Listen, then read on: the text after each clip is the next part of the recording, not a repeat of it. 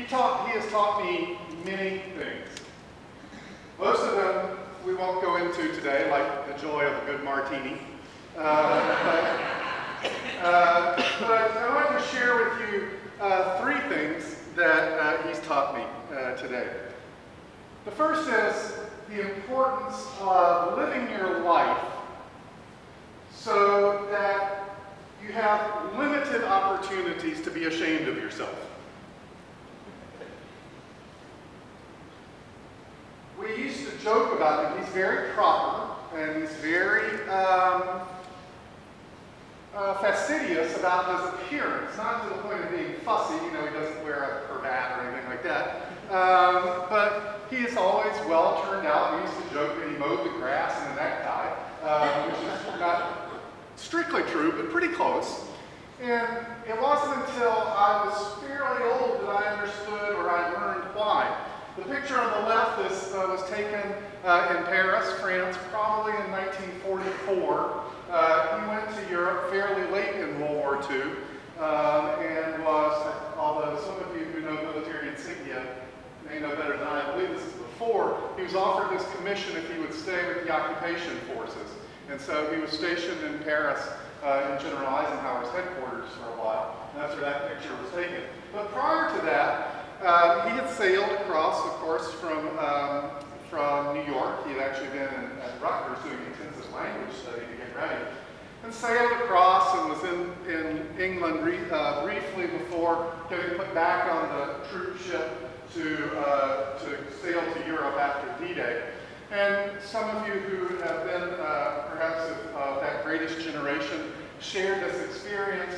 On the troop ship, there's not a lot of room. Everybody's sort of jammed in there together. There's not a lot to do except play cards and be sort of indolent. And so he said he got off the troop ship in France and looked at himself in the mirror. And he hadn't shaved and he was unkempt. And he told himself that day, he said, "I'll never go a day without shaving again in my life. Because I don't want to look in the mirror and see myself looking this way again." And that's important, right? To be able to look at ourselves in the mirror. Now sometimes, of course, we go too far, and my father also coined the phrase, "I've never known anybody named Holoman who didn't have a very high opinion of himself." That's frankly true. Only of people who are naturally born, not necessarily people who married into the and he's actually very careful about using the word proud and making sure that he's not prideful. But that's biblical, right? I mean, we're told, love your neighbor like yourself, but not better than yourself. Don't we know so many people who don't like themselves very much? I was watching TV last week and there was a character on a show and she said, it was so sad, she said, "Nobody can hurt me because they can't say anything bad about myself that I haven't thought about myself, probably in the last half hour." That seems, and of course, believe it or not, that's in a comedy. But we do know people like that, and that's sad. So it's part of who we should be. God made us how? In His own image. And that comes with the obligation, of course, to take care of ourselves and use what we have been given to reflect God's image, but also as something to celebrate. We are made in God's image. That's the first thing I did. By the way, the second picture I should have said, just for completeness, that's him, I think about this time last year, that's him, obviously on the left. Discovering the Fountain of Youth. That's my nephew on the right. He was up his commissioning, and my nephew Michael was commissioned into the Marine Corps. And he's a Marine beekeeper now in Pensacola, which is a scary thought that he's flying planes around by himself. But anyway, second thing my dad taught me was to be good at what you do, even if it's not what you want to do. My dad is brilliant. He's much smarter than I am. And consistent with the previous statement, I don't say that about very many people. He was a Phi Beta Kappa graduate at the University of North Carolina, an English major. I think in his heart of hearts wanted to be a journalist or a writer. And in fact, while he was in Europe, he wrote dispatches back to the States that were published in a statewide magazine in North Carolina.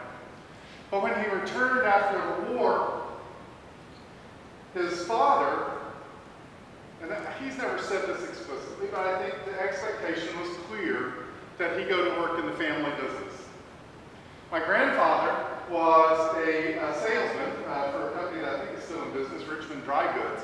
And as he traveled selling to department stores and so forth, he learned of a one of his customers was a department store in downtown Raleigh, finest department store in the capital city, been founded in 1899. My grandfather purchased that store during the Great Depression, and his 4 sons were expected to work it with him, and they did. And it was a showplace. I don't know what the analog in Buffalo is. Some of you like that. What's the big fancy downtown department store in the good old days? Finance, A&A's, burgers. This is a place, of course, you go in and little old ladies behind the counter, and free delivery and free gift wrapping, hand-tied satin bows, etc., etc. It's a wonderful store. And it was, it was one of the first, if not the very first, store. They saw what was coming in 1957, among the first in the country to completely close their downtown location and move to what was then a suburban shopping center. So they saw the future, and that's the only store I knew, with marble floors in the entranceway and so forth and so on. And my dad was extremely good at it, even though I'm pretty certain that was not his lifelong passion. That was not what he wanted to do. He was a writer. He is a scholar. Up until very recently, I don't think he does this anymore, he participated in a group well into his 80s where they took turns preparing talks, the Sandwich Club. But each member prepared a talk with a little interest and delivered a paper over dinner. And so he continues to exercise his mind. But he was a very good merchant. Each of the 4 sons had their own role. One of them managed the business office, and one of them managed the stockroom and the shipping. And his oldest brother, he's the youngest, his oldest brother, of course, was the president. But my dad was the merchandiser, in essence. And he was a great merchant. I'm really glad they got out of the business when they did. I think the modern retailing would have thrown him for a complete loop. In fact, I know it did. He used to say, if you can't sell something at full price during the Christmas season, you shouldn't be in the department store business. And of course, nobody in their right mind today would buy anything from a department store at full price. It's a completely foreign idea. He was very smart. And my favorite story about this, he used to he didn't have regular meetings with all the employees, but he did the 4 Saturdays of the Christmas season, because then as now, Christmas was the most important. And of course, back in those days, they never put up the Christmas decorations till the day after Thanksgiving. He was always late Wednesday, because they didn't go up before closing on Wednesday, and they had to be ready to go on Friday after Thanksgiving. And he used to call the employees together, and on the last Saturday of the Christmas season, I've heard this speech much, because I went to work for him eventually, and he would say to the little ladies, right, okay, we're down to the final few days.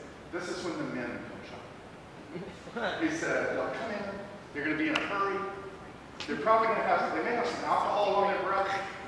So what you do is, no matter what department you're in, whether you're selling tablecloths or table lamps, pull out the very best thing, the most expensive thing you have, put it on the counter and say, this is the finest thing we have. And 90% of the time, they'll buy it. And he was right. Do the best at what you do, even if it's not what you want to do. That's biblical too, right? God puts us in places that may not be where we thought we would be. But we are also expected to make the most. And sometimes that takes praying to find out how we be the best at where we are. Why did you put me here, God? How can I do the best at what I do? And that leads me to the final point. My dad has taught me how to be a man of faith. He was raised as Baptist, I think converted to Methodism to make sure my mom would stay with him. And they attended the downtown church, Eaton Street Church, and still does. He's in church today, right now. Still goes to church, even though it means riding the van from the retirement community where he lives, and so forth and so on. He and my mom preached Sunday school their entire lives. They preached a college level class for a long time before I was, they stopped before I got to that stage, I guess, so they didn't teach me. And then taught their adult class. My dad took his once a month turn until he was well into his 80s teaching Sunday school. And he also taught me how to use your intellect as you explore your faith. He got fascinated in the 1960s when the Dead Sea Scrolls, that's actually a joke, we won't go there. The Dead Sea Scrolls were discovered in the Holy Land. And these earliest documents of the Bible. And so he put together a little, essentially kind of a road show and went around talking about the Dead Sea Scrolls to Rotary clubs and women's clubs and so forth. He's always enjoyed thinking about God and thinking about his faith. And yet, like many of us, those two sides don't always mesh. And so I've heard him say repeatedly, as he sits in the pew of Eaton Street United Methodist Church, he prays along with the man in the gospel, "Oh Lord, I believe, help me in my disbelief." And that's where a lot of us are. In my Sunday school class, our Sunday school class, we've just finished reading an amazing book about why God lets bad things happen. And one of the responses that the author encourages us to celebrate is what he calls the theology of protest. That understanding that by saying, God, why did you let this happen, we are embodying our faith. It's a sign of our faith. It's not a crisis of our faith. It's a sign of our faith that we think about, God, why did you let this happen? If we didn't believe in God, we wouldn't be asking, right? So as we grow up, as we mature in the faith, we're always going to be wrestling with these questions. And that was kind of the punchline of the book. Some of us were reading this book and thinking, I can't wait to get to the end where we find out what the answer is about why God lets bad things happen. And of course, the answer is, we don't know. But in wrestling through that question, it causes us to know God better. It certainly did for me. And even though we don't have clean-cut answers, we understand a little bit deeper into the mystery of God. And I learned that from my dad, I think, how to wrestle with those two things. So my dad's taught me a lot. I was not going to do this until I saw the bulletin, but if you'll indulge me, I want to spend 2 minutes just talking about my mom, because she was a very important part of my dad's life. And I wasn't going to do this until I saw the bulletin. Our last hymn today, "This Is My Father's World," was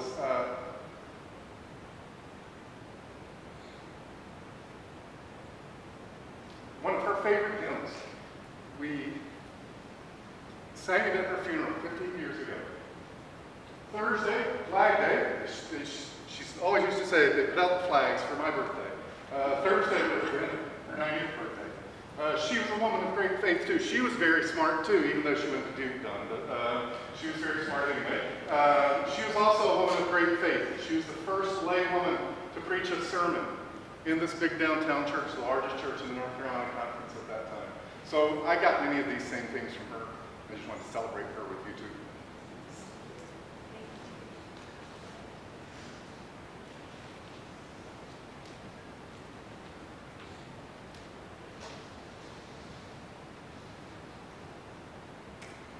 Our Lady here. It's a special hymn. We've been blessed with two fantastic leaders here.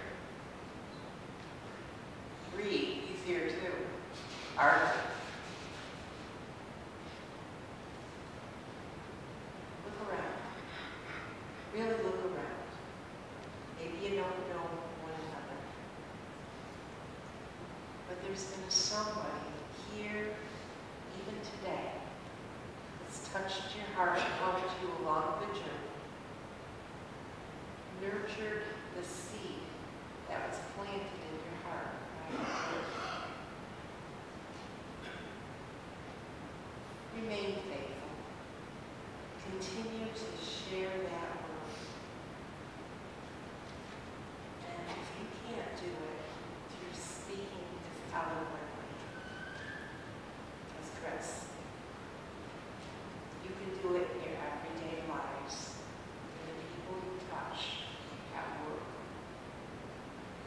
at home, in the grocery store, wherever. And thank God for fathers and mothers and others that have helped make you who you are today.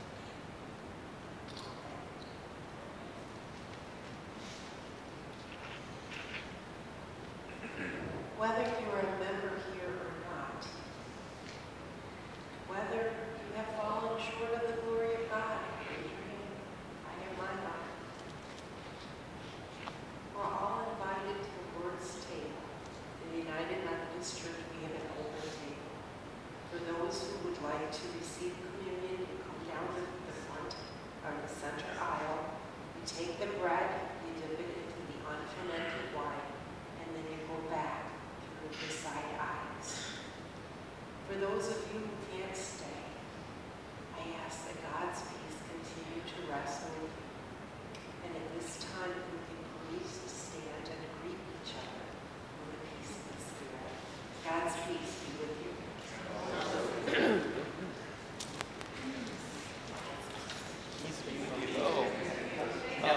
Okay.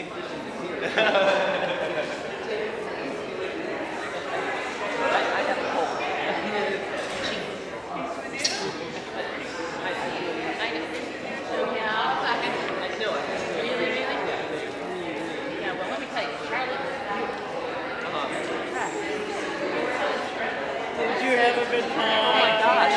He's with you. Isn't that hard to believe?